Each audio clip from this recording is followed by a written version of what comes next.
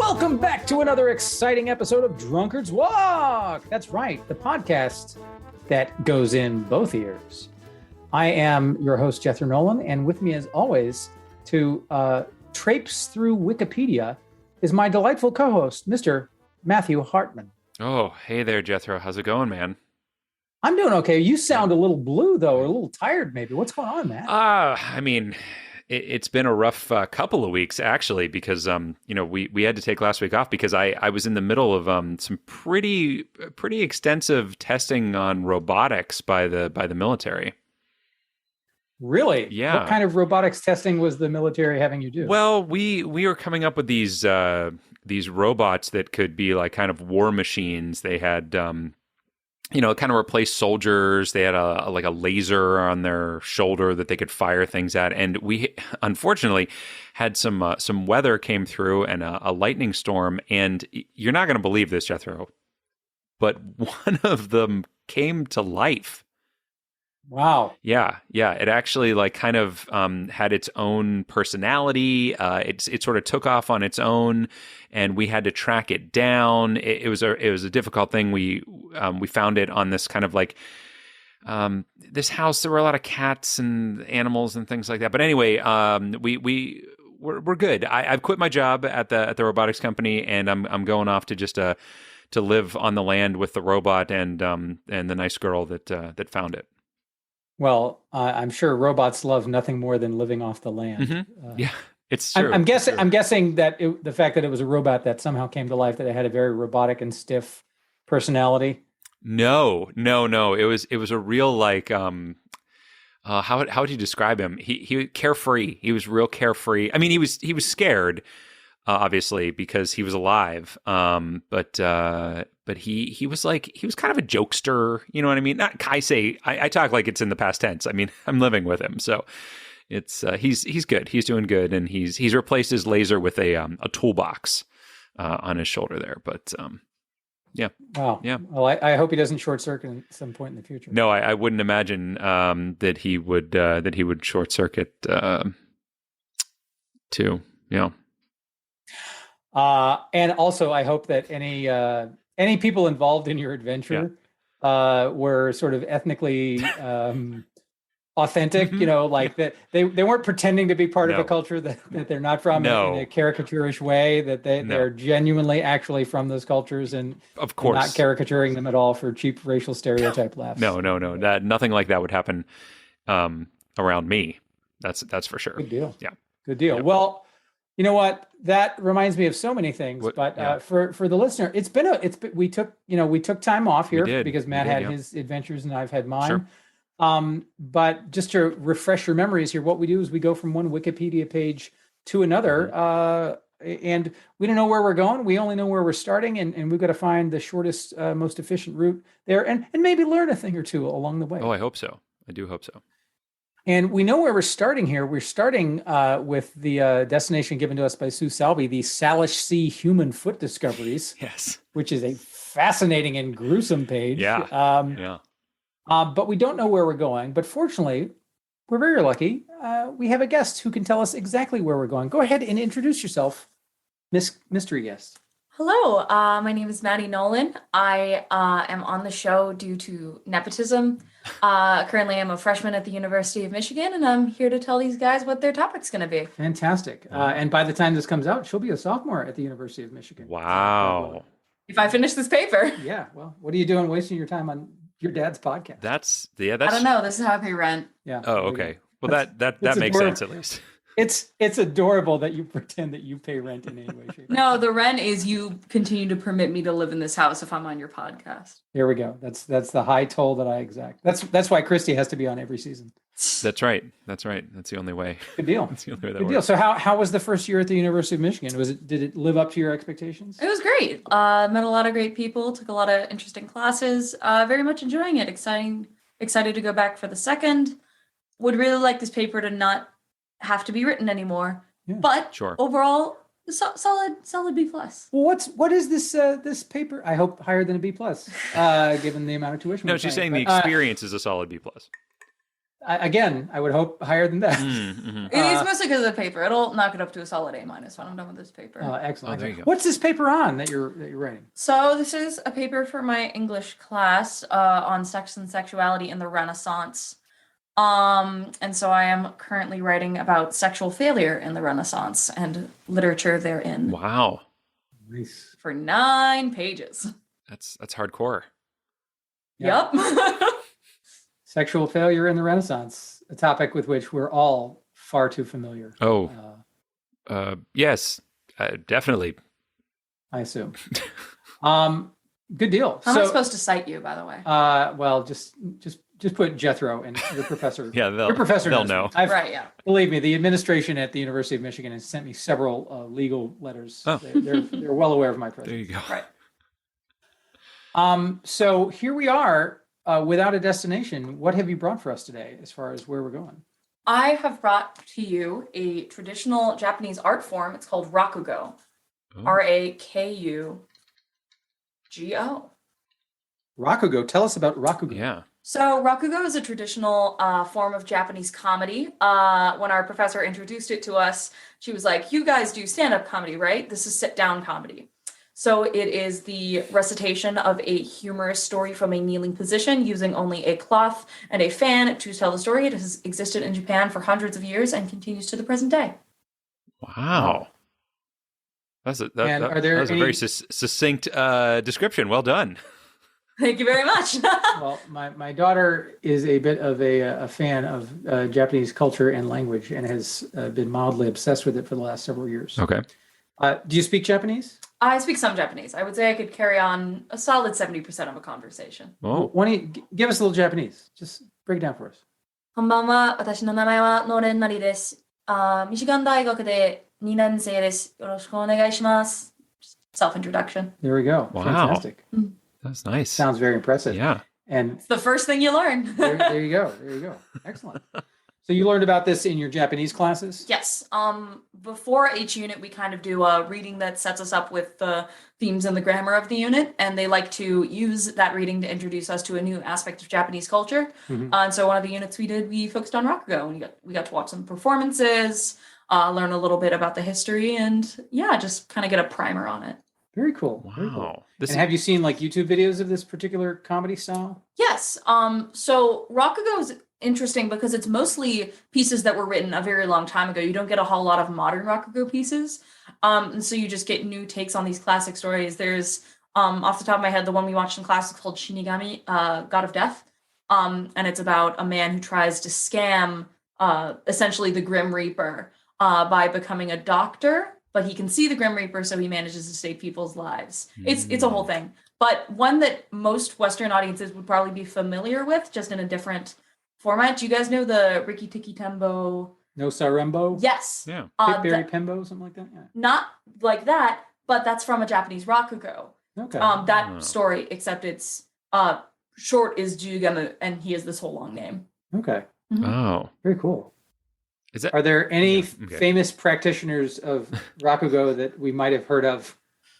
I do not know any famous rakugoka off the top of my head, but I think your best bet would be go through geography, get to Japan, try to figure something out through the culture of Japan. No way. Can't go through I go geography. through Wikipedia a different way. Have I told you about me and my friends? We do Wikipedia races. Yeah, I think Yes. you mentioned that last time you were on, I think, yeah. It's much more efficient, and we don't even have to drink. Well, we don't have No. to drink either. It's not, I- we're not I- being forced I- to. In fact, we've had several episodes where we haven't had any drinks Yeah. at all. Take that. Yeah. Sober's walk. You'd know that if you'd listened to the podcast. I'm too busy having a B+ time at the University of Michigan. now. Yikes. All right then. You should teach a guest lecture on Wikipedia. Really You know, should. we had a Japanese suggestion last season too. We did. Haikido? No, not Haikido. No. Ha- Hachiko. Or Hachiko. Hachiko. I'm not sure how you pronounce it. Hachiko. It was a little dog whose owner had passed. Yes, and he came to the station every day. Yeah. Yep. And there's yep, a statue of him. Yes, Yeah. I know Hachiko. Yeah. That's a great story. Yeah. Oh, So- good dog. Looks like we're headed back there then. Yeah, Yeah. let's just go back to that. Let's just follow our path all the way back to that. That should be that should only take us 4.5 hours. Well, this is great. This is a good one that I definitely never heard of. So I've learned something new already, Jethro. There you go. Me too. Well, thank you, Maddie. We greatly appreciate it. Yeah. And maybe when you're a junior at the University of Michigan, we can have you back for even more obscure You get me once a year. cultural reference. There we All go. right. There we go. Have fun. Thanks. Thanks. Take care. May the 4th be with you. Farewell. Well, we have our work cut out for us. How are we going to find a non-geographic route to this thing? I have no idea, but before we even start, a couple of things we need to do, Jethro, if you recall from when we used to do this 2 weeks ago. First of all, we have to guess, make a prediction on how many links it's going to take us to get there from the Salish Sea human foot discoveries to Rakugo. Right? Rakugo is what I heard. Rakugo. Okay. So I'm going to write down a number, and I No, expect I'm you to going do the to same. write down a poem. Don't do it, Jethro. Write a number. You can't tell me what to do, old man. I can't tell you what to do. Oh, well, I can tell you what to do. You just don't have to do it. Mm-hmm. That's the way this works. All right. So I've written down my number, and I also happen to have a drink Do with you me now? tonight. Maddie was commenting on how on her races they don't have to drink, but and we don't have to either. Let's be clear. But I've chosen to because I'm kind of on vacation this week, so I decided that I would pour myself a Look little at drink you. here. Yep. And this is an Old Forester 1920 Prohibition style bourbon. Ooh, that means it's made in a bathtub and has a lot of bad ingredients in it, probably. Maybe, yeah. It's one. Oh, it's like 150. No, it's 55. It must be 115 proof. Nice. That's what it is. So it's up there. How about you? I do. In fact, do you I'm think? having a little bit of red wine from the Bota Box Oh. people. I believe this is their Red Revolution, or maybe it's a Pinot Noir. I can't quite remember, but it's a delightful Okay. little bevy to get me through the night. Also from 1920. Presumably, yeah. Okay, good. All right, man. Well, then let's do this thing. Let's get a walk-in from these feet. Fantastic. So the Salish Sea foot discoveries page. There's a lot of, if you'll pardon the mild wordplay, salacious details on here with regard to some of the Good Lord. things, the way these feet just kind of wash up on the shore. Although, while scrolling down, I noticed that David Letterman is linked here. Apparently, on Did his you? late night talk show, David Letterman questioned 2 Canadian audience members about the mystery. And David Letterman, I don't know if you know this, kind of known for being a funny fella. So that gets us to He comedy is. He and is. could potentially get us I see. into the comedic arts. Yeah, it's certainly a possibility. You know, before we would travel off, though, I've got to point out this. I just read this sentence out of here, and it kind of blew my mind a little bit. It said, prior to the recent seeming rush of feet washing ashore, there have been earlier instances going back more than a century, such as a leg in a boot that was found on a Vancouver beach in 1887. Wow.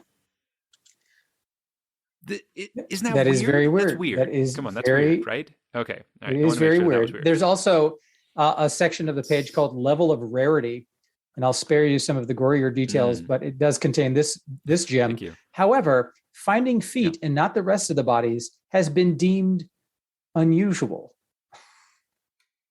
Finding two feet has fair. been guessed at 1,000,000 to 1 odds, and thus been referred to as an anomaly by one police officer. Wow. Okay. Yeah. Okay.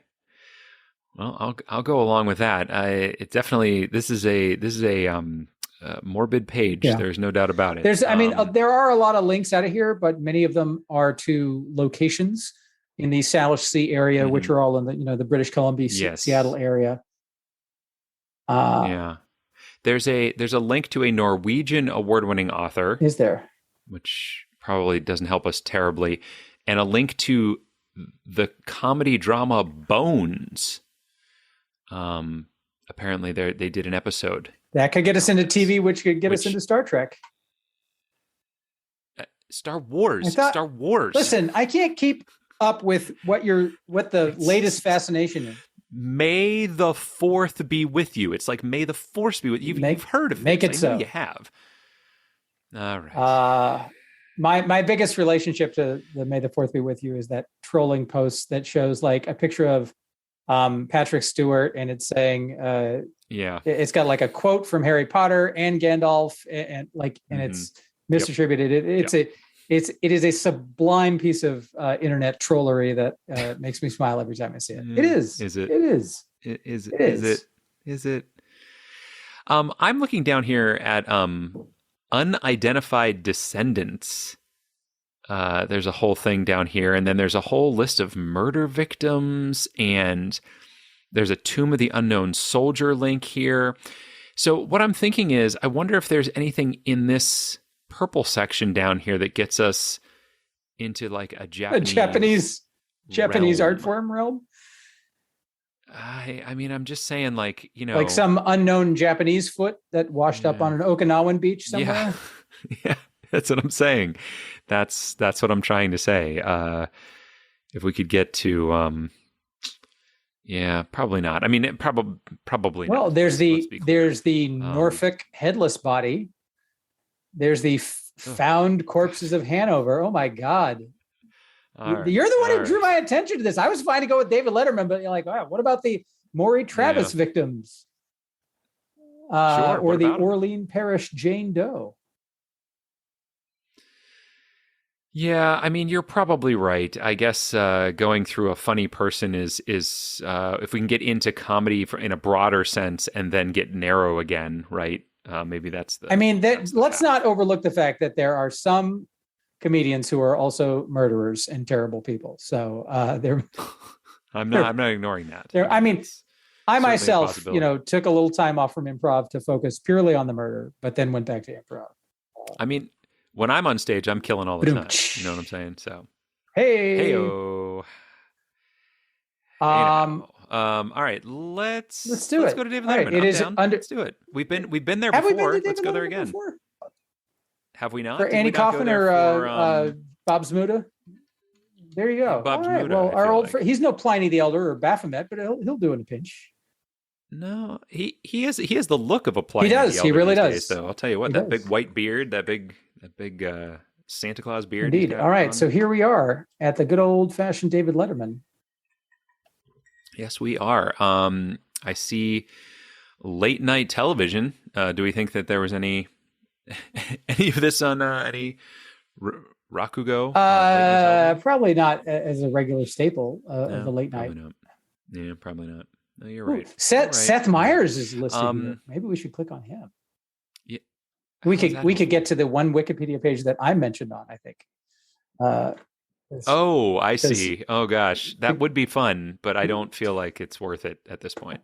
But how else can I casually drop that I know Seth Meyers? Look at that. Did. Mission accomplished. It's been done. By the way, Seth, if you're listening, you want to be a guest on the podcast, we'd love to have you. I mean, we'd even take Josh, quite frankly. Sure, come on. Sure, we're not turning anybody down. I see observational comedy linked on here. I see satire, deadpan. Maybe deadpan. I don't know that deadpan. So I've actually seen, I have a hazy memory of seeing a 60-minute segment about a famous Japanese Rakugo performer. Because, yes. You do? And it's not like I'm a regular 60 Minutes watcher. I just happen to be catching it online in the last couple of years. And this one popped up. Because when Maddie started to tell me about this, because she's talked to me, she's a huge fan of Japanese culture and tells me stuff all the time. But I definitely remember seeing something about it, and it's not deadpan at all. It's because it's all done, like it's literally all done from a seated position, not even seated, but like kneeling, like you sit on your feet and your knees are on the ground in a way that me as an out of shape person just causes me pain to watch, let alone attempting to get into that position. But because Right. you're restricted in your physical movement, the gestures of the hand and the expressions of the face play a much bigger role. So it's almost the exact opposite of deadpan. I see. Okay. I guess I was misinterpreting when I took when she said stand up versus sit down comedy. I thought I was just thinking like very reserved for some reason. But there's a physical limitation on the performer and how they do this. Right. Okay. Well, gosh, then I mean, there's a lot of comedians named on here, none of which I think are involved in this particular art form. Unfortunately, there's a lot of stand-ups. I would think that if we could get into like forms of comedy, that's probably a more fruitful path for us. How about The Simpsons? You feel like The Simpsons could have a connection to this in any way? I feel like they've done everything. I think therein lies the problem, is that it's going to be so expansive that I will say this though, if you look at David Letterman's Pliny the Elder / Santa Claus-esque visage on the right hand side of the page, that the word genres is there, and if you hover over it, it is comedy may be divided into multiple genres, and I feel like comedy genres is definitely a way to go, because rakugo is it's specific to Japan, but it is a comedic performance that might be available there. Interesting. Yeah. That may very well be it. I decided to go further down the page just to see what else is on here, which, by the way, the Larry Sanders Show is linked on this page, which isn't terribly surprising, but was one of our destinations earlier in the season. So here we are circling back around again. What? How about, who is this? Oh, he's a winner of the Indianapolis 500, Takuma Sato. I was hoping he was a performer, but he's not. He's an Indian racer. Isn't race car driving just a different type of theater? I suppose, but not comedic theater. Depends on the car. I see. So you could paint it the right way and people will laugh? Is that what you're saying? Yeah. Okay. Yeah, I guess I'm down with that. I'm not seeing, this is a long page, so I did want to check and see if there were like kind of some other ways out of here that might make sense. There are some geographical things that could get us closer to Japan, but I know that we don't want to go through geography, so I think you're probably right with this comedy genres. With this comedy genres path, and the comedy awards are on again, here. I'm gonna be shocked if they aren't exclusively focused on American and or Western comedians. Yep. Totally are. Totally are. All right. I'm down with this. Let's do it. Comedy genres, man.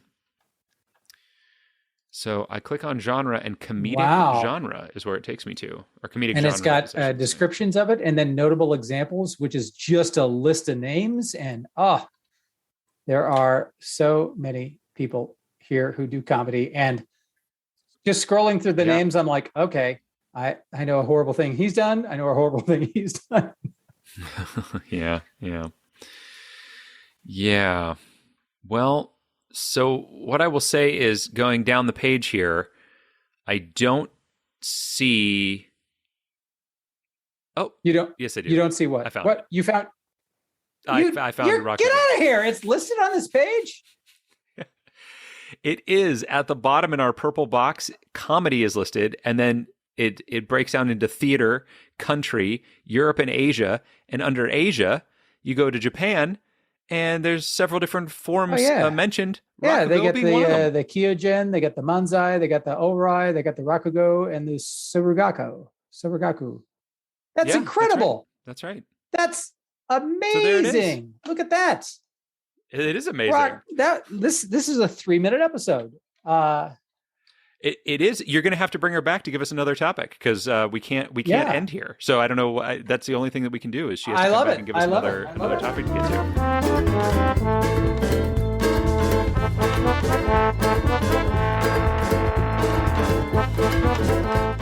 Oh my gosh, Maddie, you're never going to believe this. What happened? We got there so quick.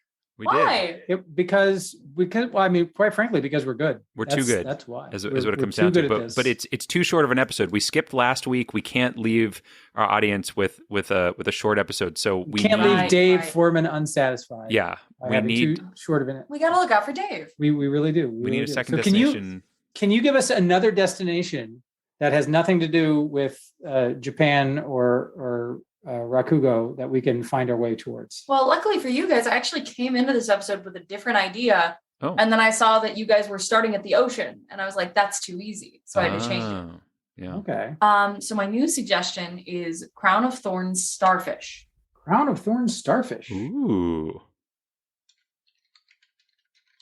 Tell us about the Crown of Thorns Starfish. The Crown of Thorns starfish are one of the most efficient predators of selectarian corals, which are the kind of corals that build reefs. Mm-hmm. And the reason that I know about them is for some reason that is like the one specific detail that is stuck in my mind from my coral reefs class. It was a mini course I learned about.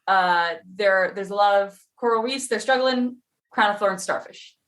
Okay. Awesome. So Crown of Thorns, obviously named after the crown of thorns placed upon Christ's head. So that's presumably it looks somewhat like that. I think it's just because it's got a spiky head. I don't know if they were going for religion there.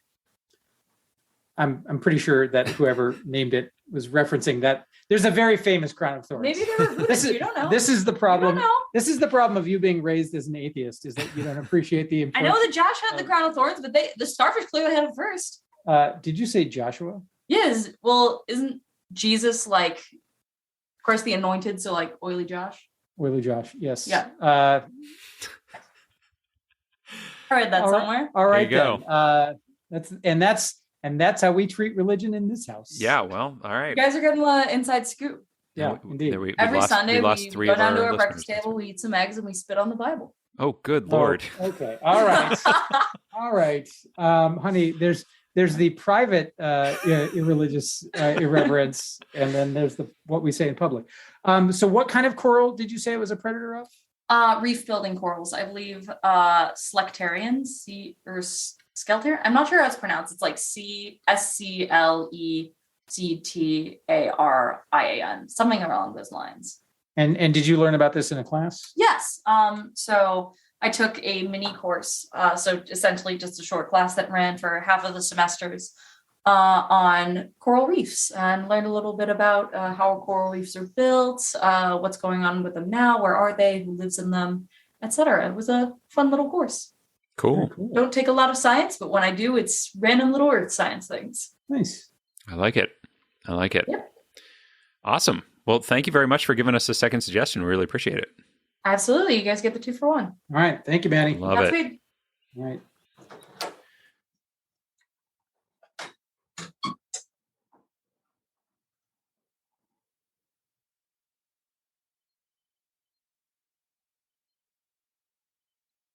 Okay. So, Crown of Thorns starfish. Now, I will say No. Yeah, right. That's where we're headed. Yeah. Yeah. So we are lucky enough, Japan, famously, an island. Well, wait. Now, Jethro, I have to say, before we venture on here, we just did a walk and we made a prediction. Should that's we right. see which one of us got the closest on that? Because I think that's going to be that could be it. That could be our winner today. No, I think that's fair. Those are the rules we set out to play by. Yeah. I feel like that's fair. So what do you got there? What do you got there? Well, I did not think we were going to get there that quickly, so I gave us a 6. Oh, wow. You felt even more faith in us than I did, because I guessed 8. Oh my goodness. I thought it was 6. I was in real trouble when we got half of it, but looks like it worked out. No, yeah, it worked out very well for you. Right. I was like, oh, an obscure Japanese theatrical style? Yeah. And we're starting at some random foot beach? Okay, Yep. This is going to be a while. So let that be a lesson to you folks. Wikipedia, you can get from one thing to another in way less time than you think. So there you go.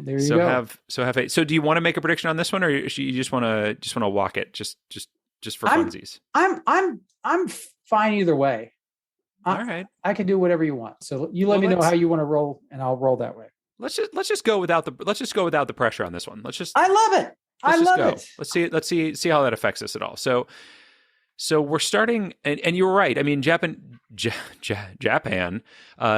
is an island. That being said, we don't want to go, too geographical on this, but you got to get into the ocean somehow, right? We do indeed. We do indeed. But there's a lot we have not yet learned about Rakugo. We haven't really yeah, sure. we haven't really looked into it. We've got information about the lexical background. We've got a description of the art form itself. We've got a little bit of its history. Yeah, I was curious to see when it kind of came about. And I see the predecessors of, direct ancestor of around 1670, it looks like, was the first instance around 1670. So it was a golden age. So there you go. That's a long time ago. That's a long time ago. Indeed. And God bless it's still going on, because I don't know that we're still going to be playing sit, stand, kneel 400 years from now. I'm not going to be. That's for sure. This is true. I mean, if it's sit, stand, lie, then I might be able to play. Sure.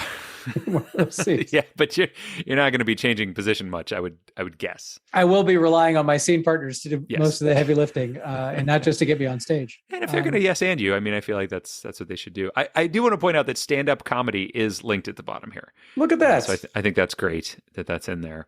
I wish it was like fish comedy of some kind or something, because what I'm not seeing on here is any kind of mention of any sort of seafood or any kind of anything relating to the ocean. Well, that's where you're wrong, my friend. Oh.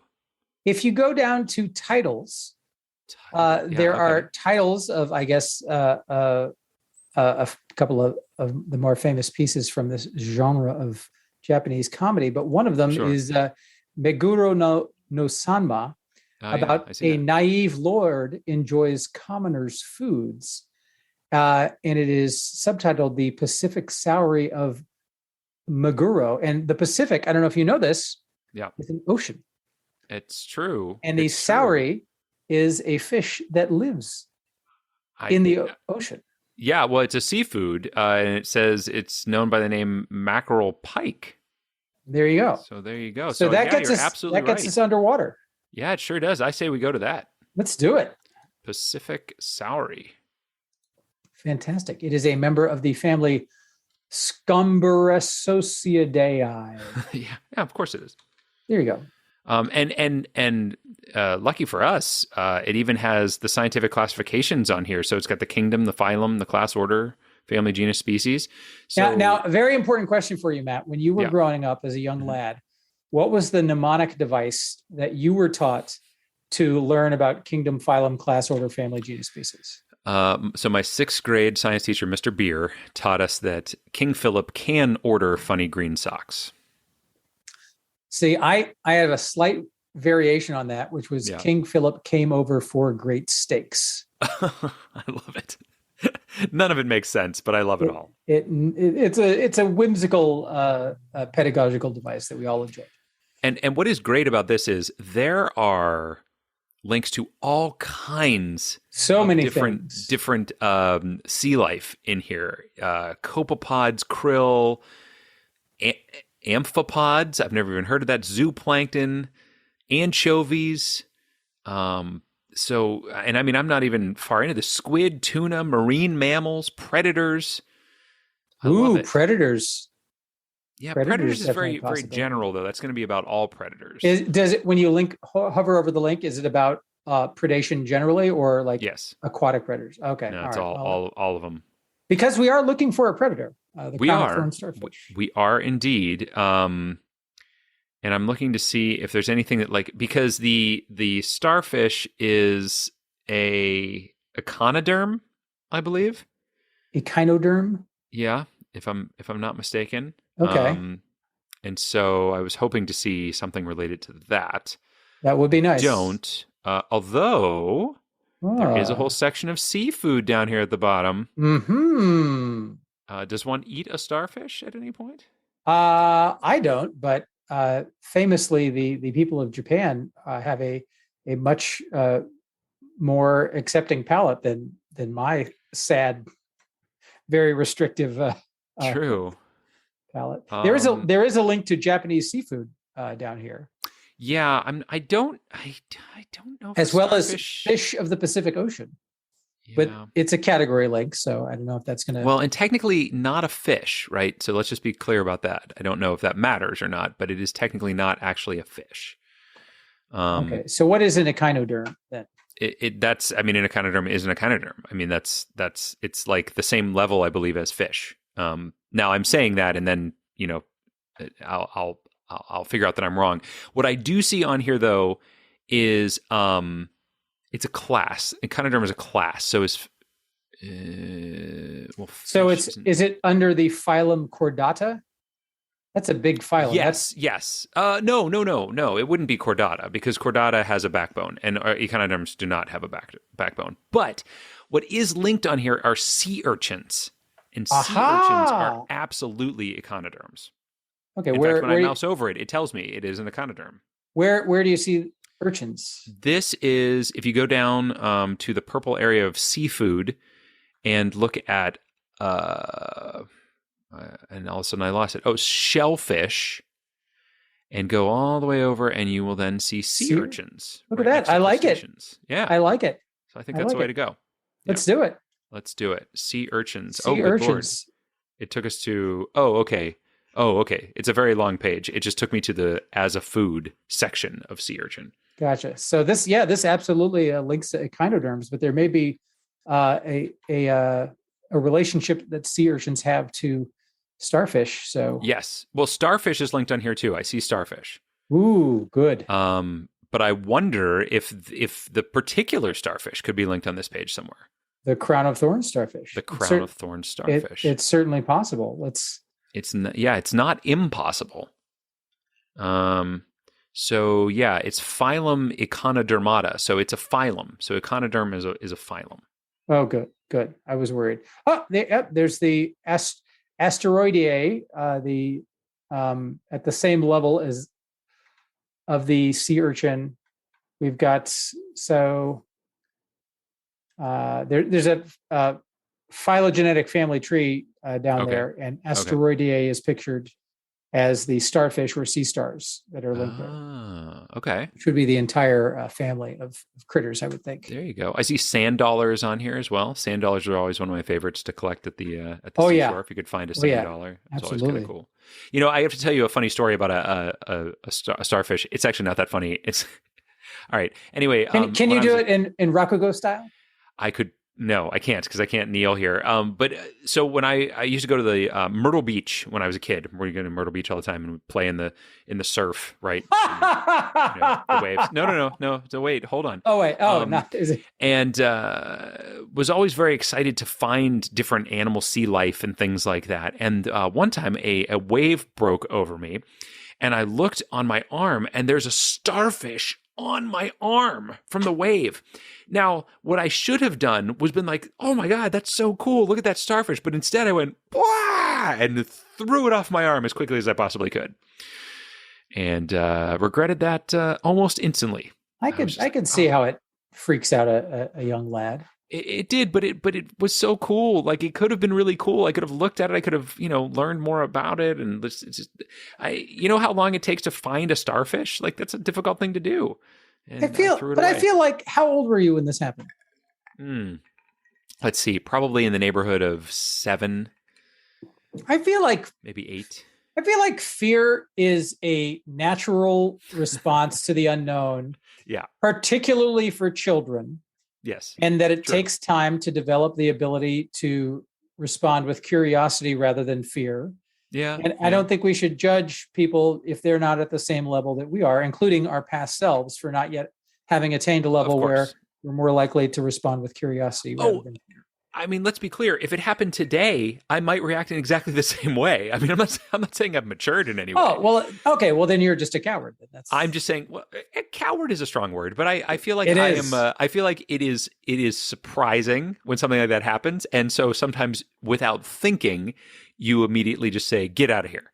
You know what I mean? And let's take this as a life lesson, folks. When something surprising happens to you, instead of saying, get out of here, why not stop for a second and say, what more can I learn about this? Yeah. Or, sometimes don't go right to dismissing people with sarcastic remarks. Right. Exactly. Yeah, just like, what can I learn here? And by the way, today's episode is brought to you by hypocrisy. Hypocrisy. Everybody's doing it. Everybody is doing it. It's true. All right. We are being sponsored by just generic concepts that don't have a product associated with it. Correct. Yeah, what's easiest to get their sponsorship? It's true. They have a lot of money. I don't see anything else on here other than Starfish. I think Starfish is definitely going to be the way to go. I am in 100% agreement with you. Perfect. Where's the best link for it? Brittle Star is up here too, but under range and habitat, I see Starfish, I see crinoids, and I see brittle stars, and I think Starfish is the one to go with. I totally agree. Starfish, it is. Let's do it. Starfish. All right, here we are. We didn't get to Star Wars, but we did get to Starfish. Oh, that's right. That's close. That's pretty close. May the tide be with you. I don't like that as much. Yeah, let's not do it. Okay, we'll edit that out. Thanks. I'm going to say it has to be on this page. I mean, there's just no way that it's not going to be. I would think so. I'm scrolling down to see if I see something that looks like a crown of thorns. Do you see? Oh, okay. Do you just see list of different types of starfish? Because that would be helpful. Maybe, but I'm looking at the pictures because I would think with a name like Crown of Thorns. Sure. Aha! Speak of the devil, or we found it. The exact opposite. So if you scroll down under threats, there is a beautiful picture of a red and purple guy with a lot of spiky bits. Warning coloration is the crown of thorns starfish. So there it is. There it is, Crown of Thorns starfish, and didn't even realize it was hyphenated, but it is indeed Crown of Thorns starfish. We have found it. Yay! That is fantastic. So yeah, and it it is a spiky devil right there. It really is. It really truly is. It really truly is. Really truly and for realsies. You should tell your robot friend about this because I'm sure he'd be fascinated by it. You think he'd like this?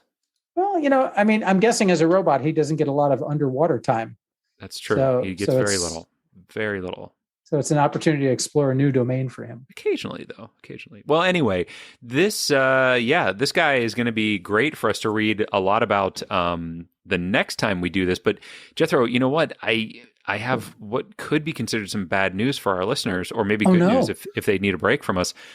We're gonna be taking another week off next week, guys. Oh man, are you having a sequel with your robot friend? Yeah. We've got to go do whatever happens in the second one. I don't remember.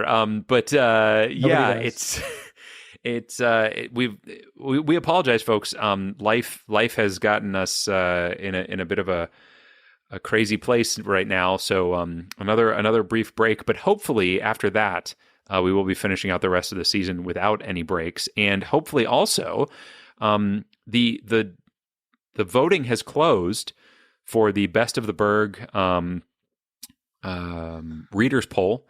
Hopefully you went on there and voted for us for Best Podcast. If you did, thank you very much. If you didn't, that's okay. We still appreciate you listening. We still we'll let you know as soon as we know if we've placed at all or anything along those lines. It'd be kind of cool if we did, I think, but who knows? Tough to say at this point. But yeah, so we'll be off again next week, but we will be joining you the week after. So look for a new episode coming out on the 17th of May, rather than the 10th. And but that's it. So Jethro, I'll miss you. I'll miss you next week, buddy. I will miss you. And Matt, before we go, I do have one thing to say. I am your father. No. That's impossible.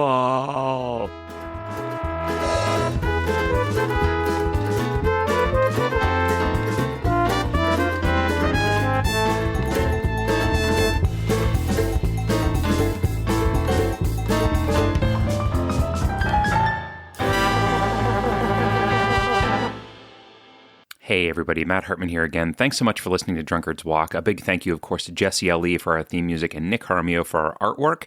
And apologies again that we are going to be taking another week off next week, but don't worry, we will be joining you the week after and closing out the season from that point on. So, we'll be back, and we hope you will be too. If you don't mind, give us a rating or review on iTunes or wherever you're listening to your podcasts. And hey, if you'd like to join our Patreon, you can do that as well. Head on over to patreon.com/drunkardswalkpodcast, and you can choose what level you would like, and help us out a little bit. We really appreciate it, and again, we appreciate you listening. Take care, everybody.